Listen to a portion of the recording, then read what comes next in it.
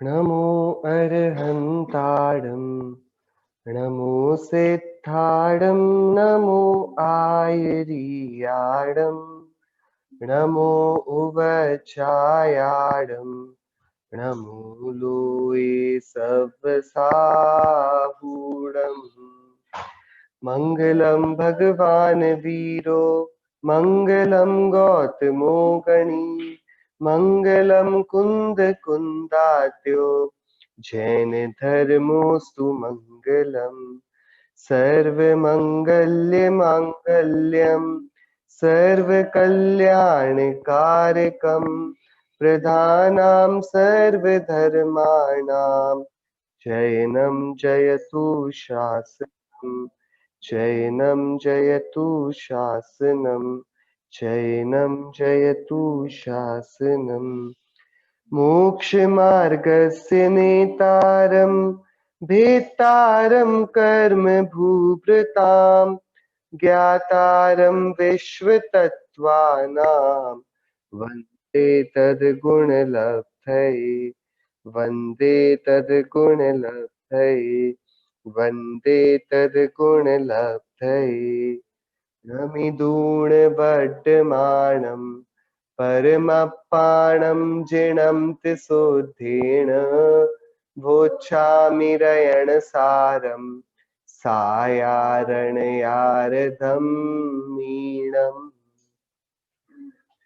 श्रीमद् भगवत कुंकुंदाचार्य देव प्रणीत यह रहन साथ प्राकृत नामक ग्रंथ और इस पर बहुत ही विस्तृत दान धर्म की चर्चा हम सभी कर रहे हैं।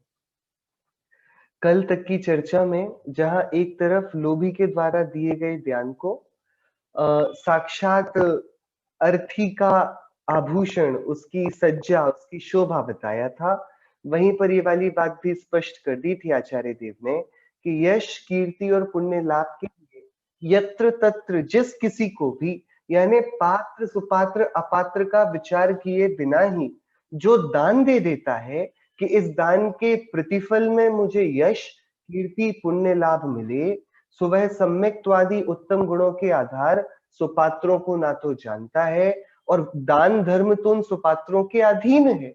तो जब सुपात्रों का ज्ञान ही नहीं तो इसके दान क्या होगा? इसके दान धर्म नहीं होता, इसके तो बस मोटा मोटा अपने हृदय को दिलासा देने का एक बहुत स्तर का त्याग नाम का एक ट्रांजैक्शन हो जाता है कि मैंने ये छोड़ा सो मुझे इसके बदले ये मिले।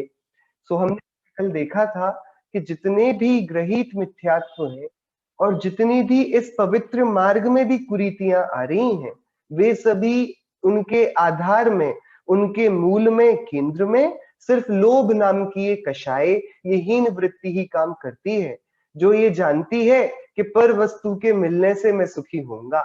सो ये मिथ्यात्व वाला अनंतानुबंधी लोभ, ये ही बहुत सारी विपरीतता को, बहुत सारी अनिश्चितताओं को, बहुत सारे असंतोष को और बहुत सारी परेशानियों को जन्म देता है।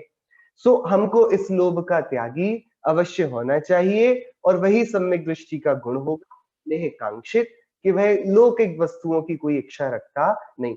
जो 27वीं गाथा में आचार्य देव ने बात करी, 28 में उसी बात को वे विस्तार से कह रहे हैं और दृढ़ता से हमारे लिए कह रहे हैं। हम गाथा 28 की बात करेंगे। जन्तं मन्तं तन्तं परिचरितं पक्वादपीयवर्णं पडुच्च पंचमयाले भरहे दाणं न किंपि मोक्षस। उग्गाहा छंद है प्राकृत भाषा का और उस पर आचार्य देव वर्तमान की क्या स्थिति बनी है हमारे बीच इस भीषण काल में, उससे हमको अवगत करा रहे हैं। पंचम याले, इस पंचम काल में, भर हे, भरत क्षेत्र में, जंतम यानी कि यंत्र, मंतम यानी कि मंत्र और तंतम यानी कि तंत्र, इनकी प्राप्ति के लिए यंत्र, जो बाहर में हम यंत्र देखते हैं, मशीन्स, जिससे हमारा जीवन सहज बनता है, मंत्र जिनकी अचिंत्य शक्ति कही जाती है और जिनके द्वारा किसी को भी वश में किया जा सकता है, और तंत्र के मंत्र जो शब्दों द्वारा करेंगे, तंत्र वो शारीरिक क्रियाओं द्वारा करेगा। सो ये तंत्र, ये सब इनकी प्राप्ति मुझे हो, ऐसा और क्या, परिचरिदम यानी कि अपनी सेवा परिचर्या हो, मेरे लिए सहूलियत बन जाए, सब मुझे पूछने लगे, आवाभगत होने लगे, और पक्षवाद पक्षपात से कि ये मेरे पक्ष का है, ये सही है, ये यथार्थ है, हमें इसको बढ़ावा देना, ये मेरे पक्ष का नहीं, ऐसा प्रिय वर्णम प्रिय वचन और पडुच्च प्रतीति मान प्रतिष्ठा के लिए दिया हुआ किंपि कोई भी दानम दान मोक्षस मोक्ष का कारण नहीं है। क्या बोल रहे हैं आचार्य देव? इस पंचम काल में वर्तमान भरत क्षेत्र में जहां हम सभी रहते हैं, यहाँ पर वो सारा दान जो मंत्र के लिए, तंत्र के लिए, यंत्र के लिए, इत्यादि वस्तुओं के लिए, अथवा अपनी सेवा के लिए, अपने आराम के लिए, अथवा पक्षपात से कि ये मेरा है सो इसको दे दूं, अथवा अपनी प्रशंसा के लिए, प्रिय वचनों के लिए, प्रतीति के लिए, मान प्रतिष्ठा के लिए जो कुछ भी दान दिया जाता है, वह सब दान मोक्ष का कारण नहीं बनता। मतलब हम सब तो यहाँ मोक्ष नाम सुख, हम सुख की याचना के लिए आए थे, हम तो सुख चाहते थे, सुख की हमारे कामना थी, भावना थी, और सुख का हमारा स्वभाव था, और दुखों को हम बिल्कुल भी नहीं चाहते थे। तो हमने मांगा कि हे भगवान, कोई ऐसा रास्ता मिले जिस पर हम अपनी मेहनत से आगे बढ़ें और सुख को प्राप्त कर लें। आचार्य ने बोला, तुम्हारी भूमिका में सम्यक तत्व श्रद्धान पूर्वक तुम देवशास गुरु की भक्ति में और मोक्ष मार्ग की आराधना में, पूजा और दान में चित्त लगाओ और बढ़िया तत्व अभ्यास करो, स्वाध्याय करो। अब ये बात हुई थी मोक्ष मार्ग की, इसको पता पड़ा कि भैया ऐसे नहीं, ऐसे करेंगे तो भी 5 इंद्रियों के विषय मिलेंगे, और जो 5 इंद्रियों के विषय मिलेंगे उनसे मैं सुखी हो जाऊंगा। सो इसने सुख कहाँ चाहा? संसार में चाहा। सो संसार का सुख संसार के दान से वो चाहता है, सो चाहता रहे, मोक्ष का सुख उसको मिलने वाला नहीं। मोक्षस किंपि न, वो उसको मोक्ष का किसी भी प्रकार से कारण वो दान नहीं बनेगा। जो दान प्रतिदान की अपेक्षा रखे वह तो व्यापार है, उससे कुछ कल्याण और धर्म संभव नहीं होता। ये तो लोकोक्ति है, ठीक है। लोक में भी कहा जाता है मांगने से मरना भला है, यानी कि यदि ये नौबत आ जाए कि आपको मांगना पड़े या मरना पड़े, सो भैया मर जाना, मांगना नहीं। ऐसा लोकोक्ति जब बचपन में थे ना स्कूलों में, तो कबीर के दोहों में ये पढ़ाया जाता था कि भैया मांगना मरना एक है, मांगना और मरना एक है। ये वाली बात जानकर कबहू ना मांगो भीख, कभी भी भीख मत मांगना।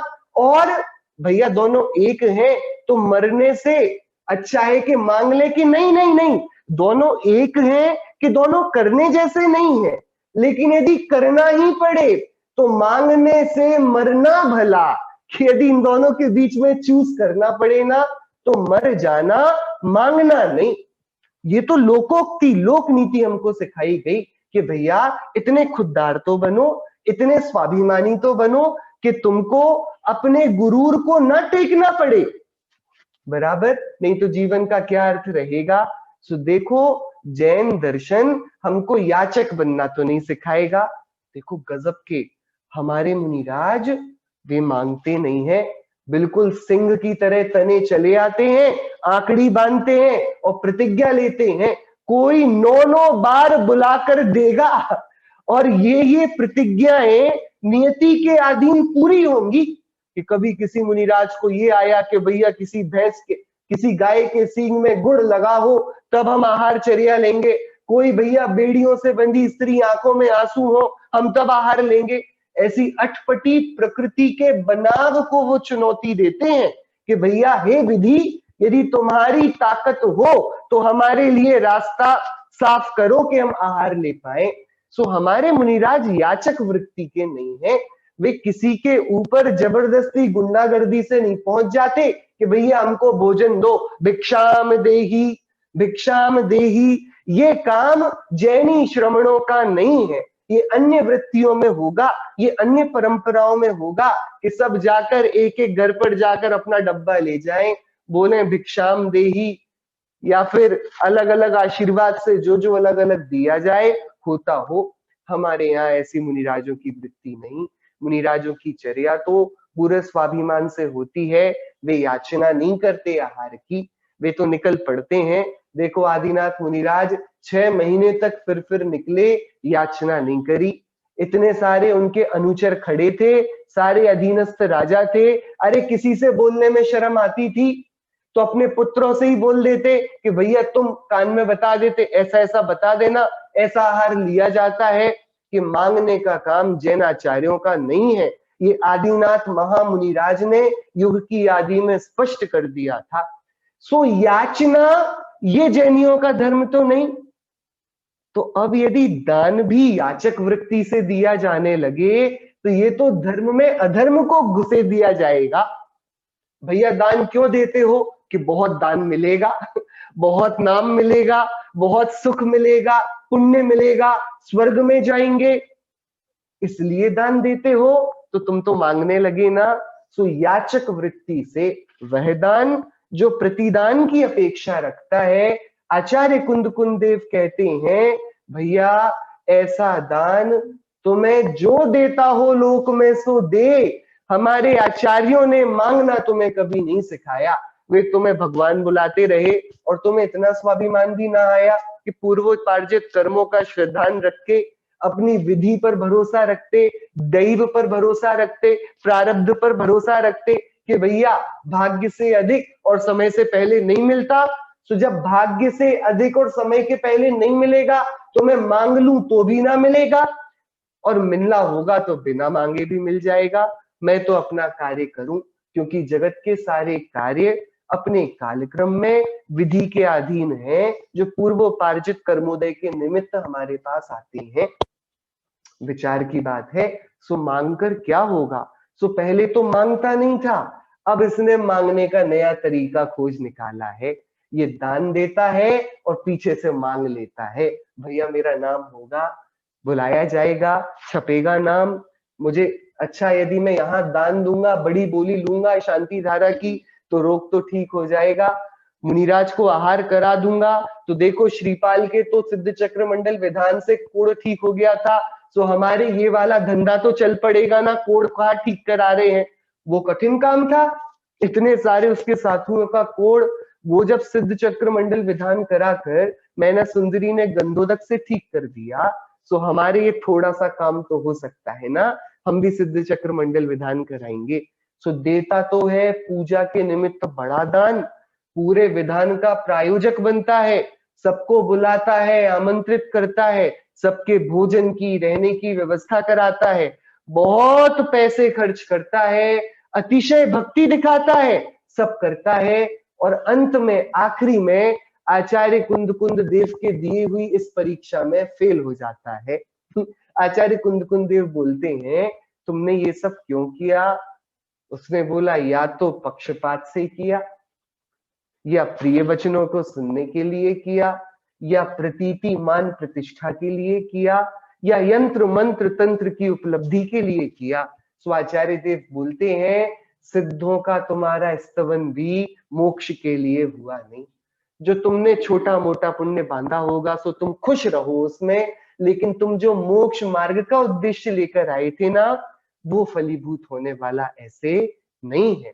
ये गजब की गाथा 28 जिसमें स्पष्ट कर दिया गया है कि जो निर्वांशक होके दान दिया गया है और उन 7 क्षेत्रों में दान दिया गया है जो मोक्ष मार्ग के चलते फिरते स्रोत हैं, तो वह दान मोक्ष का हेतु बनेगा परंपरा से। और जो इसके अलावा 7 क्षेत्रों के बाहर और कुछ प्रतिदान की इच्छा से, आकांक्षा से दान किया गया है, उससे मोक्ष का कुछ भी लेना देना नहीं। वो मोक्ष का परंपरा से भी कारण नहीं बनता, छोटे मोटे फल देकर शांत बिठा देता है। 29वीं गाथा में और गजब की बात बोल रहे हैं। सहज ही प्रश्न उठा इसको महाराज आप बोलते हो दान देने वालों को तो तीर्थंकरत्व मिल जाता है, चक्रवर्तित्व मिल जाता है और उनके बहुत पुण्य सामग्री फलती है। पर हम तो यहाँ देखते हैं जगत में जो लोग दान देते रहते हैं उनका ज्यादा विशेष नहीं दिखता हमको पुण्योदय, और जो लोग एकदम कंजूस हैं और दान बिल्कुल नहीं देते, 7 क्षेत्रों के नाम नहीं पता, मोक्ष मार्ग की चर्चा गायब है, फिर भी उनके सामने विपुल सामग्री पड़ती है। तो आपका दान से सुख आदि फलते हैं, ये वाली बात लोक में लॉजिकल और प्रत्यक्ष से विरोध को दिखती है, लॉजिकल दिखती नहीं। इसकी गाथा 29वीं है, अपन पढ़ते हैं। दानीणं दारेदं लोहोणं किम हवदिमः इसरियम् उभयाणं पुवज्जिद कम फलम जाव होदीथिरम। 29वीं गाथा है। आचार्य देव बता रहे हैं इसी विसंगति का एक निदान, हमको उसका उत्तर दे रहे हैं कि जगत में निश्चित ही तुम्हें ऐसे लोग मिलेंगे जो दान आदि में तो शून्य होंगे, आराधना में, पूजन में, भक्ति में, क्षमा में, दया में तो शून्य होंगे, लेकिन उनके विपुल पुण्य संपदा मिलेगी। तो तुम्हें तब लगेगा कि दान और पूजा और शांति और क्षमा और वैराग्य, इन धर्मों से क्या अर्थ है, हम भी इनके जैसी अंधी दौड़ में लग जाएं, थोड़ी मेहनत करें, थोड़ा यत्न करें, हम भी इतनी विपुल संपदा के स्वामी होंगे। झूठ है ये बात कि भैया भाग्य के अधीन मिलता है, हमको ही तबीयत से एक पत्थर आसमान में उछालना पड़ता है, आसमान में भी छेद कर दिया जा सकता है, फिर हम अपने हाथ से अपने हाथों की लकीरें बनाते हैं, हम अपनी मेहनत से ही आगे बढ़ते हैं। जो भाग्य के भरोसे बैठे रहते हैं कि जो प्रारब्ध में होगा, पुण्य में होगा, जितना कर्म बांधा होगा उतना ही मिलेगा, वे लोग सब आलसी हैं, वे सब कभी अमीर नहीं बन पाएंगे, वे कभी सुख नहीं। ये दान और पूजा उनके लिए है जो मेहनत को छोड़ चुके हैं, जिनकी बाजुओं में मेहनत करने की ताकत नहीं बची। ऐसा लोग बोलते हैं। देखो तुम मंदिर में बैठे रहे, तुमने पूजाएं करी, दान दिया, तुम कहाँ हो, और हमने मेहनत करी, पूरे बाल सफेद कर लिए, इतनी रगड़ा कि आज देखो हम कहाँ पहुंच गए हैं। सो भाई जगत में तो प्रत्यक्ष है, जो दानादि में नहीं प्रवर्तता सो भी पुण्यवंत देखा जाता है, और जो बहुत धर्म में प्रवर्तता है उसके बहुत दरिद्रता भी देखने में आ जाती है। आचार्य कुंदकुंदेव इस विसंगति का उत्तर दे रहे हैं। दानीनम, दानी पुरुषों के, दानी में दोनों लेना, पूजा और दान है ना, क्योंकि जब भी दान दिया जाएगा वो मोक्ष मार्गरत साधुओं की, अरिहंतों की, सिद्धों की पूजा पूर्वक ही होगा। सो दान बाद की प्रोसेस है, तो पूजा तो उसमें आ ही गई।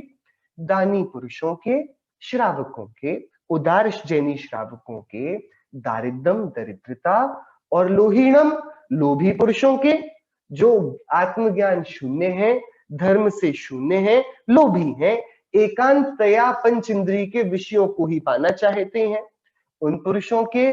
महाऐश्वर्यम, महान ऐश्वर्य, दानी पुरुषों के दरिद्रता और लोभी पुरुषों के महान ऐश्वर्य क्यों होता है, ये आचार्य देव ने प्रश्न उठाया। क्या समाधान है कि जाव उहयान पुवज्जिद, जब तक इन दोनों के, किन दोनों के, दानी के और लोभी के, पुवज्जिद पूर्वोपार्जित, कम फलम कर्म फल, स्थिर होदी स्थिर उदय में रहते हैं, तब तक दानी के दारिद्र्य रहेगा और लोभी के ऐश्वर्य। क्या बोल रहे हैं, ये जो वर्तमान का अंतर है ना, ये वर्तमान का जो अंतर है, ये वर्तमान की करतूती का फल नहीं है। हमने आज बहुत अच्छा आचरण किया और सबसे बहुत प्रेम से संवाद किया और सबकी बहुत सेवा करी, शुश्रूषा करी, तब भी सब हमको बुरा मानते हैं, हमसे प्रीति नहीं करते और तिरस्कार कर देते हैं।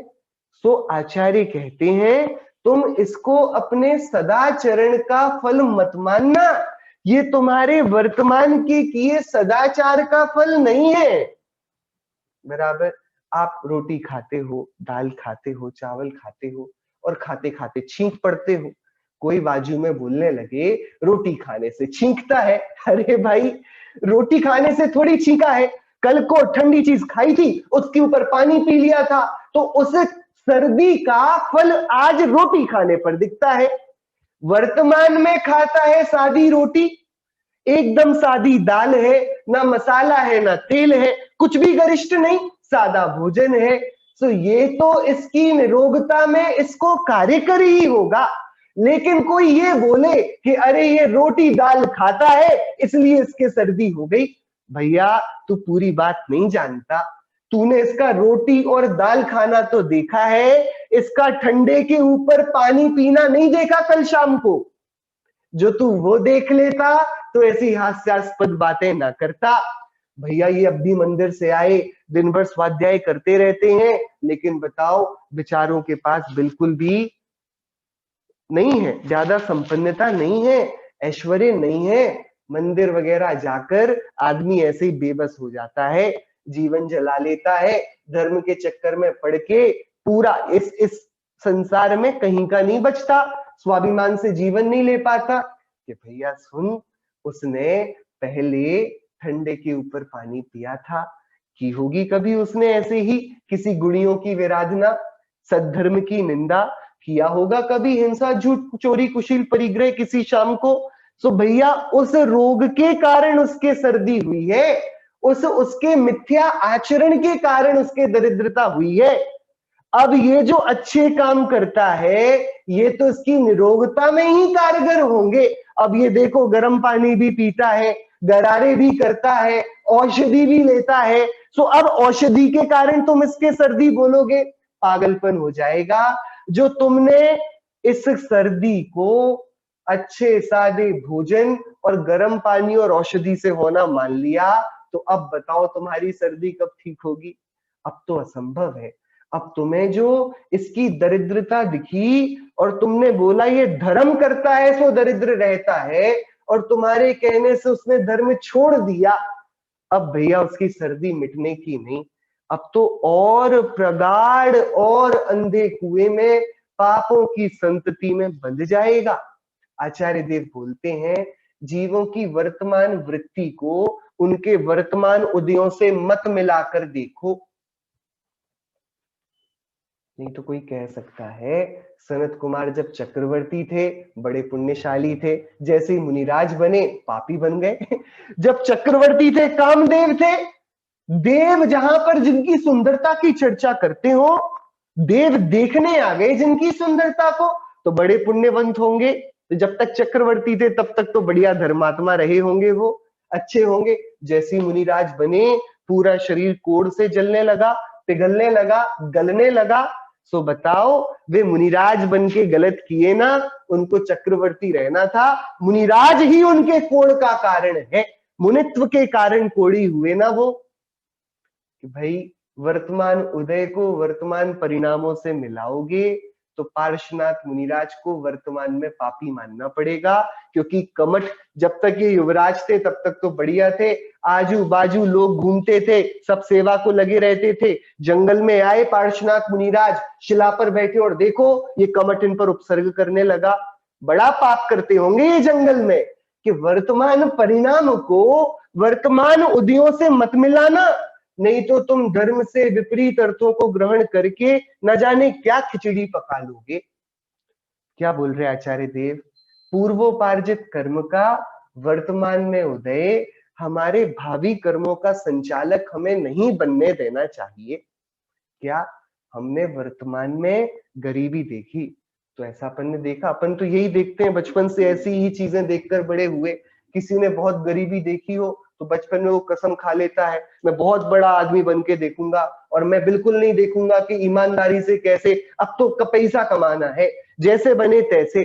भैया हमने गरीबी देखी है, हम जानते हैं पैसे की क्या कीमत होती है, और वो अनाप शनाप रीति से पैसे कमाने जुट जाता है। बस पैसा चाहिए, किस भी रीति से आता हो। अब देखो जो दरिद्रता थी वो तो पूर्वोपार्जित कर्म से थी, वर्तमान परिणाम से उस दरिद्रता का कुछ लेना देना नहीं था। लेकिन अब चूंकि उसने वर्तमान परिणामों में उस दरिद्रता का उपाय नहीं किया, उल्टा वे ही परिणाम किए जिससे दरिद्र हुआ था। सो आज भी धर्म को नहीं धारता तो पूर्वोपार्जित कर्म का उदय इसके वर्तमान परिणाम को वापस उसी चक्र में फिर फंसा देते हैं। वो अपने आप को दरिद्र देखने से दुखी होता है, और जो दरिद्र देखने से खुद को दुखी मानता है वो दरिद्रता वाले कर्म फिर बांधता है। ऐसा दुष्चक्र है। हमको क्या करना होगा? हमको ये चक्र मेटना होगा, हमको यहाँ रुकना होगा। आचार्य देव कहते हैं तुम यदि सत्कार्य करते हो तो सत्कार्य का विवेक रखो, उसका आदर करो। सत्कार्य करते हुए कोई नाना जाति के पाप कर्म के उदय आए तो पूर्व अपराध का फल मानना, सत्कार्य का फल मत मानना। नहीं तो तुम सत्कार्य से जो विमुख होगे सो भैया उसने औषधि छोड़ दी ये मान करके सर्दी मुझे ये औषधि खाने से हुई, तो अब वो कहाँ का बचेगा? क्या करे फिर वो? वापस ठंडा खाना खाकर पानी पी लेंगे, कुछ सही हो जाएंगे ना कि अब तो गर्त में और गहरे गिरते जाएंगे। सो हमको ये 2-3 बातें समझने की हैं। पहली, किसी को भी उसके उदय से ना देखें हम, किसी को भी उसके उदय से देखना ये बड़ी खोटी बात है। किसी गरीब को नीचा देख लेना, किसी हीन जाति वाले को हीन परिणाम वाला देख लेना, ये वाले काम जैनी नहीं करते। वे जानते हैं वर्तमान के उदय तो उसके पूर्व के अपराध का फल है, और प्रति समय ये ज्ञान चेतना इसको नया अवसर देती है कि पूर्व के अपराध को मेटकर ये नया उज्जवल कोई कार्य कर पाए। हम कल के कारण आज सर्दी वाले हुए ना, पर आज के उपाय से कल निरोगी हो सकते हैं। कल के अपराध से आज रोगी है, सो आज के उपाय से निरोगी कल हो जाएंगे। कल के अपराध से हम संसार की संतति में पड़े हैं, इस जंजाल में, इस दुष्म काल में आ गिरे हैं। सो हम आज आराधना करेंगे सो कल को हम अपने सुख स्वभाव को प्रकट कर पाएंगे। ये वाली बहुत सुंदर प्राग भाव प्रध्वंस भाव की कथनी यहाँ पर आचार्य देव कह रहे हैं। सबसे पहले तो कर्मोदय में और जीव के भावों में अत्यंत अभाव है। सो दरिद्रता से कोई दरिद्र परिणामों वाला नहीं बनता। हो दरिद्री और हो मालिक, अपनी मालकियत जानता हो ना, अपने को सेठ मानता हो, अपने को शुद्ध बादशाह देखता हो, तो भैया वो दरिद्र होगा तुम्हारे लिए, अपने को तो सिद्ध देखता है। सो भाई उसमें मालकियत तो भरी हुई है। सो कर्म के उदय में और जीव के परिणामों में तो है अत्यंत अभाव। दोनों जुदे जुदे, कैसा कर्म का उदय और कैसे परिणाम, ये कर्म का उदय निर्णय नहीं कर सकते। नहीं तो हमारे उपसर्गों को सहने वाले मुनिराज मोक्ष कैसे जाएंगे? उदय तो है दुखों को देने वाला, और वे भोगते हैं आनंद को और सुखी हो जाते हैं। सो कर्म का उदय हमारे परिणामों का संचालक नहीं है, पहली बात। दूसरी बात, वर्तमान का उदय ये पूर्व के परिणामों के कारण है। सो देखो ये प्रमाण है कि परिणामों से प्रकृति बंधी है। हमने पूर्व में परिणाम किए सो आज उदय में आ गए, मतलब वर्तमान में करेंगे तो कल को फिर उदय में आएंगे ना। तो हमको वर्तमान में उदय जो आए, प्रिय या अप्रिय, इनको पूर्व की आराधना विराधना का फल समझकर विराधना से विमुख और आराधना में तत्पर होना अभी चाहिए। यही तो प्रमाण है, यही तो प्रमाण है। हमारे कविवरों ने लिखा, पंडित जी लोगों ने बोला भैया ये जितने भी पाप के उदय है ना, ये पाप के उदय तो इस प्रकृति का जागृति का संदेशा है। ये हमें जागृत करते हैं कि विराधना का फल कितना कड़वा होता है। क्या भैया जो वर्तमान में नाना प्रकार के उदय दिख रहे हैं ना हमको, क्यों दिखते हैं? क्या कारण होगा? सद्धर्म का तो ये फल नहीं, आगम सद्धर्म का तो ऐसा फल नहीं बोलता। मतलब हमने विराधना करी, सो विराधना करी तो फल मिल गया, मतलब परिणामों से प्रकृति बंधी है ना। परिणाम करेंगे तो फल मिलता है, तो वर्तमान में क्या करें? अब हम ऐसे विराधना के परिणाम नहीं करेंगे, हम आराधना के परिणाम करेंगे। हम अच्छे अच्छे आदर्शों को जीवन में अपनाएंगे। वीतराग सर्वज्ञ हितंकर भविवचन की अपूरो वास, ज्ञान भानु का उदय करें हम, मिथ्यात्म का होए विनाश, जीवों की हम करुणा पालें, झूठ वचन नहीं कहें कदा, परधन कबहू न हरहूं स्वामी, ब्रह्मचर्य व्रत रखें सदा, तृष्णा लोभ बढ़े न हमारा, तोष सुधा नित पिया करें, श्री जिन धर्म हमारा प्यारा, तिसकी सेवा किया करें। ये सदाचरण, ये आराधना, हम पापों से विरक्ति लें, जीवन में जागृति लाएं, सो हमारे वर्तमान के परिणाम, पूर्वोपार्जित परिणामों ने जिन कर्मों की रचना करके हमको वर्तमान में प्रताड़ना दी, हम उनका उपाय कर पाएंगे। उदय का निराकरण उदय के पास जाकर नहीं, स्वभाव के पास जाकर आएगा। हम दरिद्रता से दुखी नहीं होते, अपने को दरिद्री मानने से होते हैं। हम अपने को चेतन देखेंगे। हम किसी के क्रोध कर लेने से दुखी नहीं, उसके क्रोध को मुझ पर क्रोध किया ऐसा मानने पर होते। हम बोलेंगे हमने जान लिया, हमने सुना ही नहीं, हमने तो जाना। हम देखते नहीं, गाते नहीं, बोलते नहीं, उठते नहीं, बैठते नहीं, कुछ नहीं करते, हम जानते हैं, हम ये सब होता हुआ जानते हैं। ऐसा जो वर्तमान में प्राग भाव, प्रध्वंसा भाव के बोध से उदित कर्मों से अपने को अत्यंत भिन्न देखने वाला परिणाम जागृत होगा, आचार्य देव बोल रहे हैं, तब हम देख पाएंगे दान का फल क्या होता है, सद्धर्म का फल क्या होता है। ये तुरंत का रैपिड टेस्ट नहीं है कि अब भी किया और अब भी मिल जाए भैया इसकी। भाई नॉर्मली लोक में भी हम कोई टेस्ट कराते हैं तो परीक्षा दे दी, 1 महीने बाद रिजल्ट आएगा, ब्लड दे दिया, 1 घंटे बाद रिपोर्ट आएगी। सो भाई परिणाम कर लिया तो उसका रिपोर्ट आने में टाइम तो लगेगा ना। उस रिपोर्टिंग टाइम को हम आबाधा काल कहते हैं। उस आबाधा काल के बाद कर्म बताता है कि हमारी लेबोरेटरी में तुम्हारे परिणामों का क्या लेवल आया है, तुम कितने बीमार हो या कितने स्वस्थ हो। ये बात आचार्य देव बता रहे हैं। किसी की स्वस्थता के लक्षण को उसके स्वस्थता मत मान लेना कि भैया क्या हुआ, ये तो बनी हुई बात। एक व्यक्ति ने अभी कोविड टेस्ट कराया, जब उसकी रिपोर्ट आई तो नेगेटिव आई, लेकिन जब वो रिपोर्ट लेके लौट रहा था तब उनके साथ बैठकर आ गया जो पॉजिटिव थे। अब वो तो नेगेटिव मानता है अपने को और थोड़े दिनों में शांत हो गया। अब भैया वो तो नेगेटिव था ना, कि जो अपने उदय में नेगेटिव दिखता है वो वर्तमान परिणाम में तो दरिद्रता के बीज बो सकता है ना। ये वाली बात यहाँ लोभी के साथ है कि उसका जो वर्तमान टेस्ट रिजल्ट दिख रहा है ना, वो तो बहुत पुण्य के उदय का दिख रहा है, लेकिन वर्तमान में उसने दरिद्रता के बीज बो लिए हैं अपने लोभ से, विषय लंपटता से, विराधना से। अब ये मानता है कि मेरे सब बढ़िया है, इतना पैसा है, इतनी कीर्ति, इतना नाम है, और जब काल यहाँ पर आकर दगा देगा तब उसको पता पड़ेगा नरकों में कैसे जीवन बिताएगा, सागरों की आयु में कैसे त्रियंश बन के एक एक रोटी के टुकड़े के लिए घर घर के आगे जीभ फैलाकर दौड़ेगा। क्या होगी उसकी दशा उसको नहीं पता। तो ये आचार्य देव बोल रहे हैं हम लोगों को उनके उदयों से ना देखें। दूसरी बात, हम लोगों की जो वृत्ति है ना, हम जैनियों की बता रहे हैं, अपन दूसरों की क्या बात करें।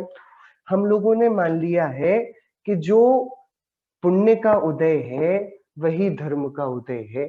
हम जिसको पुण्यवंत देखते हैं उसी को धर्मात्मा देखते हैं। धर्मात्मा और पुण्य दोनों अलग अलग हैं।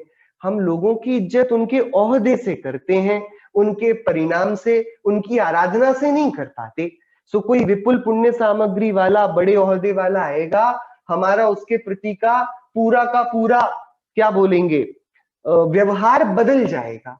और यदि हमारे पास कोई इतने अच्छे स्टेटस वाला नहीं आएगा आदमी, तो हम उससे थोड़े अलग तरीके से बात करेंगे। लेकिन हमको ये वाली वृत्ति सुधारनी होगी। हमारे लिए जो जितना सादा जीवन जिए उतना आदरणीय है। सादातम जीवन जीने वाले हमारे मुनिराज हैं। वे प्रकृति से कुछ नहीं लेते, वे बिना पूछे पानी और मिट्टी भी नहीं लेते, कुछ नहीं लेते। अब जो अपवाद चलते हैं सो हो जाते हैं, बाकी वे जीवन में कुछ भी अब मांगने को उनके रहा नहीं।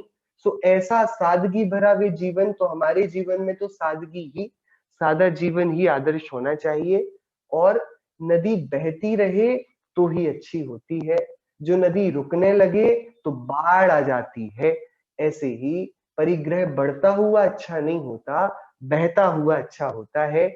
हमारे किसी प्रारब्ध के उदय में विपुल धन सामग्री हमको प्राप्त हो तो अच्छा हो कि हम उसका बांध ना बनाए, हम उसको दान से प्रवाहित रखें, उसकी सरिता को चलने दें, वो बहाव बनता रहेगा तो हम बाढ़ में डूबने से बच जाएंगे। जो वो विपुल सामग्री का पानी बढ़ता गया और हमको लगा अरे कितना बढ़िया है, बढ़ता ही जा रहा है, बढ़ता ही जा रहा है, तो गांव वाले भी बड़े नाचते हैं कि अरे नदी में इतना पानी आ गया, नदी में इतना पानी आ गया, नदी का पानी बढ़ता जा रहा है, खुश होते हैं। और एक रात सोते हैं और रातों रात पता पड़ता है कि पूरा गांव बह गया। बढ़ता हुआ पानी अच्छा नहीं है, बहता हुआ अच्छा है। ऐसे ही बढ़ते हुए परिग्रह को आचार्य देव डेंजर लेवल की ऊपर जाने की बात करते हैं। तब उन्होंने हमको बोला परिग्रह का परिमाण करना वो डेंजर लेवल है, उसके ऊपर पानी जाएगा तो दिक्कत हो जाएगी, उसके ऊपर मत जाने दो, उसको प्रवाहित रखो, सद्धर्म में मोक्ष मार्ग की प्रभावना में उसको बहाते चलो। सो ये गजब का आचार्य देव का कर्म विज्ञान हमको दिया गया। वर्तमान उदय से हम परिणामों को नहीं आंकेंगे, हम स्वतंत्र अपनी परिणति को आंकेंगे और देखेंगे हम धर्म के कितने सन्मुख हुए और धर्म के कितने आदर्शों को हम अपना पाए। 30वीं गाथा। धन धन्नादि समिद्धे सोहम जहाहोदि सब जीवाणम मुनिदानादि समिद्धे सोहम तहा तम विना दुखम। आचार्य देव का मनोविज्ञान समझिए आप। वे अभी कहां से दान की चर्चा में वो लेकर आए लोभी को, फिर लोभी को बैठकर कटघरे में खड़ा कराया, उसका पूरा ऑपरेशन किया कि भाई तू दान देता है लेकिन मांगता है तो तू याचक है, तो तेरा काम मोक्ष मार्ग में तो फलेगा नहीं, और सुन तू किसी काम का नहीं बचेगा, और तेरे अभी तुझे संपन्नता दिखती है लेकिन कल को अवश्यमेव विपन्नता है, दरिद्रता है। तो अब ये जो डरा हुआ श्रावक है जो कल तक लोभ करता था, अब उसको लगा नहीं ऐसे दान से तो कोई मतलब नहीं, तो उसने फिर भी पूछा महाराज ये दान देने में आप कुछ भी बोलो कष्ट तो होता है ना, हम दान देंगे अपनी सामग्री को देंगे तो कष्ट तो होगा ना। अब आचार्य देव जैन दर्शन के दान का चमत्कार यहाँ बता रहे हैं। जैसे जहां धन धन्नादि समिद्धे, धन धान्यादि की समृद्धि से सब जीवाणम सुहम होदी, सभी जीवों को सुख होता है। किसी को अच्छा भरा पूरा परिवार हो, बढ़िया कोई चिंता ना हो, तो उसको कैसा लगता है कि चलो कोई चिंता नहीं है। कोई धन धान्य आदि से आजीविका से एकदम संतुष्ट हो तो कैसे रहता है, बस भैया कोई तकलीफ नहीं, सब बढ़िया चल रहा है। जैसे धन धान्य आदि की समृद्धि से समस्त जीवों को सुख होता है, मतलब लौकिक जीवों को क्या होता है, सुख होता है, मतलब सबकी आजीविका स्थिर हो जाए, अच्छा बैंक बैलेंस हो जाए, अच्छा घर हो जाए और पूरा परिवार स्वस्थ हो। हम सबको लगता है ना भैया सब टच वुड सब अच्छा चल रहा है, लगता है ना। आचार्य देव बोल रहे हैं जैसी तुमने ये वाली अनुभूति करी है ना, सुनो सम्यकधारी जो श्रावक है ना उसको ऐसी संतुष्टि उसी प्रकार मुनिवाणादि समिद्धे, मुनिदान आदि की समृद्धि से सुहम सुख होता है। और जैसे तुम्हारे पास आजीविका स्थिर ना हो, परिवार वाले स्थिर ना हो, शरीर में रोग आदि हो तो तुम घबरा जाते हो, ऐसे ही जिस सम्यक दृष्टि श्रावक के पास मुनि दानादि के प्रसंग ना बनते हो उसके बिना वो दुखी रहता है।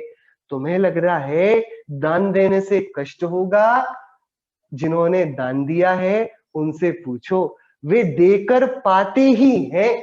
To give is to get, देना ये पाना है। क्या पाने के लिए देना ये तो पागलपन है, ये तो अर्थी को सजाना है, लेकिन जो देता है वो पाए बिना रहता नहीं।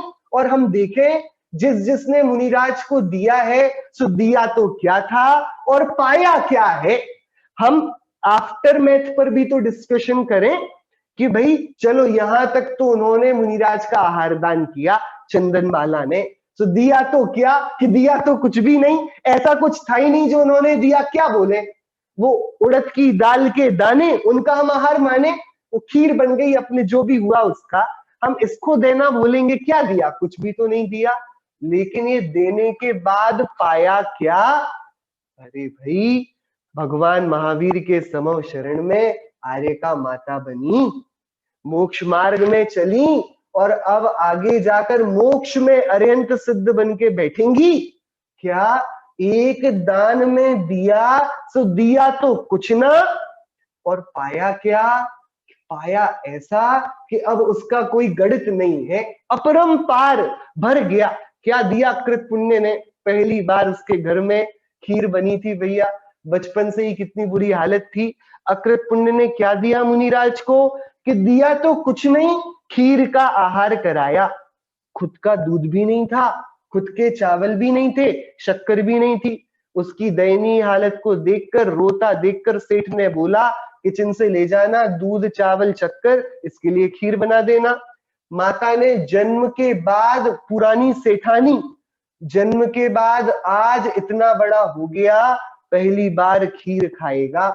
ये विचार कर माता ने बोला, अपने घर में तेरे जन्म के बाद पहली बार कुछ अच्छा बन रहा है तो अच्छा है हम किसी को दें। सो उन्होंने बोला, मैं तो जाती हूं पानी भरने, तू यहां देखना कोई मुनिराज निकले तो उनको रोक लेना। बच्चा है, क्या जाने मुनिराज को कैसे रोकते हैं। सो भैया मुनिराज आए और ये मुनिराज से बोलता है, महाराज आज घर में खीर बनी है, चलो अपन खाएंगे। अब बालक है, उसको तो नहीं पता, सो मुनिराज तो ऐसे रुकते नहीं, स्वाभिमानी है ना, खीर का न्योता दे दोगे और आ जाएंगे, ऐसे थोड़ी है, उनको खीर से क्या लेना देना। लेकिन 9 बार बुलाओ तो नवदा भक्ति तो करो, ऐसे थोड़ी पिघल जाएंगे मुनिराज। उनका स्वाभिमान है, सिंह वृत्ति है। सो पैर पकड़ लिए, मुनिराज उपसर्ग जानकर खड़े हो गए। नहीं महाराज आपको चलना पड़ेगा, मम्मी ने बोला था कोई आएंगे, पहली बार खीर बनी है हमारे घर में। क्या कोमल हृदय बालक का, कि योग्य चर्या नहीं जानता, मुनिराज का स्वरूप नहीं जानता, लेकिन कैसी निश्चल बुद्धि है कि आज पहली बार बनी तो जिद नहीं करी कि मैं किसी को नहीं दूंगा। अरे मुनिराज को देंगे, पहली बार बनी मैं भी खाऊंगा, मुनिराज भी खाएंगे। सो मुनिराज आए, मुनिराज का आहार दान हुआ, और अब देखो इसने कितनी खीर खाई कि मुनिराज के खाने से खीर कम ही नहीं पड़ी। और सुनो फिर क्या हुआ, इसने तो जी भर के खाई। माता ने देखा कि खीर तो उतनी की उतनी है, तो मोहल्ले वालों को बुलाया, नगर वालों को बुलाया, राजा की सेना को बुला लिया, और बताओ उस एक आहार से माता और पुत्र पूरे नगर में प्रसिद्ध हो गए। क्या? जिसने दान दिया उसने पाया ही है। पर ये तो बहुत, वो रिद्धिधारी मुनिराज थे ना भैया, उनके तो आहार हो जाना मतलब क्या, रिद्धिधारी मुनिराजों के आहार, गजब की वो तो घटना है क्या। पर ये देखो बच्चा खीर खा के जाएगा और सो जाएगा और जंगल में शेर खा लेगा, और अब ये पैदा होगा धन्य कुमार बनके, और धन्य कुमार जो बनेगा, एक बार के आहार दान का पूरा चरित्र है धन्य कुमार। आहार दान का क्या फल होता है वो आपको देखना हो तो धन्य कुमार चरित्र कौन से सकल कीर्ति मुनिराज द्वारा रचित है, मैं यदि नाम नहीं भूल रहा हूं तो। गजब का चरित्र है, आंखों से आंसू झरने लगे। क्या होते हैं दिगंबर मुनिराज, और क्या मिलता है मुनिराजों की सेवा परिचर्या से कि वो धन्य कुमार बना, अगले ही भव में धन्य कुमार बन के मोक्ष गया। क्या भाई, क्या गजब का स्वरूप है कि भाई जैसे लौकिक जन पर्याप्त धन सामग्री आने पर संतुष्ट होते हैं, ऐसे मूर्ख नहीं है ज्ञानी लोग। ज्ञानी लोग तो कब संतुष्ट होते हैं, कब समृद्ध होते हैं कि मुनिराज एक बार आंगने में आए तो सही, ज्ञानियों का मेला तो लगा रहे मेरे घर में, कोई श्रावक कोई विद्वान आते तो रहे, जिनको मोक्ष मार्ग की चर्चा करनी हो, ऐसे परस्पर साधर्मी मिलते तो रहे, हम किसी तीर्थ यात्रा में साथ जाएं, हम किसी मंदिर का तीर्थ का जीर्णोद्धार कराएं, हम आपस में ऐसी चर्चाएं वार्ताएं करें, ये सब उनको समृद्धता का सूचक है। और एक समृद्ध समाज की सूचना भी ये है कि परस्पर में कितनी मैत्री सामाजिक जनों में है, परस्पर में कितनी धर्म बातों का वहां पर आदान प्रदान होता है, आगम की वाचना कितनी होती है, सब लोग मूल आगम पढ़ने में कितनी रुचि रखते हैं, एक दूसरे के कष्ट में कितने लोग पहुंच जाते हैं पूछने, किसी को कष्ट हो तो उसके साथ कितने लोग खड़े होते हैं, सबको धर्म में स्थितिकरण करते हैं, किसी को धर्म से विमुख जाता देख समझाते हैं, बोलते हैं भैया क्या करते हो, तुम बहुत दिनों से उस स्वाध्याय में नहीं दिखे, कोई चिंता कोई परेशानी, बताओ क्या हुआ। ये सब एक स्वस्थ समाज के, स्वस्थ मानसिकता के लक्षण है। इनसे समृद्धि है न सिर्फ एक व्यक्ति की, न सिर्फ एक परिवार की, अपितु पूरे समाज की। हम सबको आचार्य कुंद देव के इन आदर्शों को अवश्य में जीवन में उतारना होगा। दान देना नहीं है, सब कुछ पा जाना है। जैसे धन धान्य आदि की समृद्धि से सारे जीव संतुष्ट होते हैं, ज्ञानियों की संतुष्टि तो उनके आंगन में मोक्ष मार्ग के कल्प वृक्ष फलते फूलते रहे। मुनिराज ज्ञानी ध्यानी धर्मी ये सब आते रहे, परस्पर में बढ़िया शिविर हो, कल्याणक मनाए जाए, अच्छी तीर्थ यात्राएं हो, भावनाएं हो, भक्तियां हो, भजन हो, कीर्तन हो, परस्पर में प्रेम संवाद हो, इन सब से समृद्धता है। बाकी ये सब तो शव का श्रृंगार है, घर को सजाने से क्या फायदा है। मंदिर में जब तक चार लोग बैठकर स्वरूप की भगवान की भक्ति ना कर पाए, तो उन लोगों ने जीवन में सीखा क्या है, करने योग्य किया क्या है। जो अपने लिए ही पैसा खर्च करते रहे हो, उन्होंने पैसा कमाया क्या है। भैया किसी के जीवन को बनाने में, किसी को धर्म को लगाने में जिन्होंने पैसा नहीं लगाया, पांच इंद्री के चोरी कपटी लुटेरों को ही पैसा देते रहे, तो जलाया ही है। आचार्य देव बोलते हैं हम समृद्धि की परिभाषाओं में थोड़ा परिवर्तन करें। परिवार की सकुशलता ये समृद्धि तो ओछे दर्जे की है, नीचे दर्जे की है। धन धान्य आदि का मिल जाना ये तो अज्ञानियों की प्रसन्नता का कारण है। ज्ञानी तो परस्पर में धर्म ऋतु के आगमन को ही समृद्धि बोलते हैं। परस्पर में अच्छी अच्छे विचारों के, अच्छी अच्छी आराधनाओं के, भक्ति के, क्षमा के, दान के सुसंस्कारों से हमारा जीवन पल्लवित हो और हम सभी आचार्य कुंद देव द्वारा कथित इस उत्कृष्ट श्रावक धर्म में उत्तीर्ण होकर श्रमण धर्म को अंगीकार कर उस पूर्ण धर्म की दशा को प्राप्त हो। इसी मंगल भावना से चिन्मयी स्तुति। धन्य धन्य है घड़ी आज की, जिन धुनि श्रवण परी, तत्व प्रतीति भई अब मेरे मिथ्या दृष्टि तरी, मेरे मिथ्या दृष्टि तरी। जड़ते भिन्न लखी चिन मूरति, चेतन स्वरस भरी, अहंकार ममकार बुद्धि पुनि, पर मैं सब परिहरी। धन्य धन्य है घड़ी आज की, जिन धुनि श्रवण परी, तत्व प्रतीति भई अब मेरे मिथ्या दृष्टि तरी। पाप पुण्य विधि बंध अवस्था, भासी अति दुख भरी, वीत राग विज्ञान भाव में परिणति अति बेस्तरी। धन्य धन्य है घड़ी आज की, जिन धुनि श्रवण परी, तत्व प्रतीति भई अब मेरे मिथ्या दृष्टि तरी। चाह दाह बिन सी बरसी, पुनि समता मेघ झरी, बाड़ी प्रीति मेरा कुल पद सो, भाग चंद हमरी। धन्य धन्य है घड़ी आज की, जिन धुनि श्रवण परी, तत्व प्रतीति भई अब मेरे मिथ्या दृष्टि तरी, मेरे मिथ्या दृष्टि तरी। मोबाइल